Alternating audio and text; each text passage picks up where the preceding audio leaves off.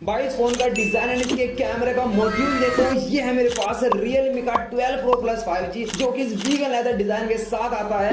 भाई आपको उसमें बैक साइड पर ट्रिपल कैमरास का सपोर्ट मिल जाता है, जिसमें कि आपको 3x पोर्ट्रेट जूम मिल जाता है। आप इससे 120x पर चांद की भी फोटो ले सकते हो। वही फ्रंट साइड पर आपको प्रोवाइड करवाया गया है 32 मेगापिक्सल का कैमरा एंड इसकी ये प्यारी डिस्प्ले देखो जो कि 6.7 इंच की एक एमोलेड पैनल है एंड ये कर्व डिस्प्ले है जो कि 120 Hz के रिफ्रेश रेट के साथ आती है। बाकी परफॉर्मेंस के लिए आपको उसमें स्नैपड्रैगन का 7S Gen 2 मिल जाता है एंड भाई बॉक्स के अंदर आपको सब कुछ मिलेगा, TPU के 67 वोल्ट का charger, type C cable, even SIM ejector tool भी। बाकी वो 67 वोल्ट का चार्जर चार्ज करेगा इसकी 5000 mAh की बड़ी बैटरी को। इन सब धमाकेदार स्पेसिफिकेशन के साथ में ये Realme का 12 Pro Plus 5G बन जाता है मिड रेंज की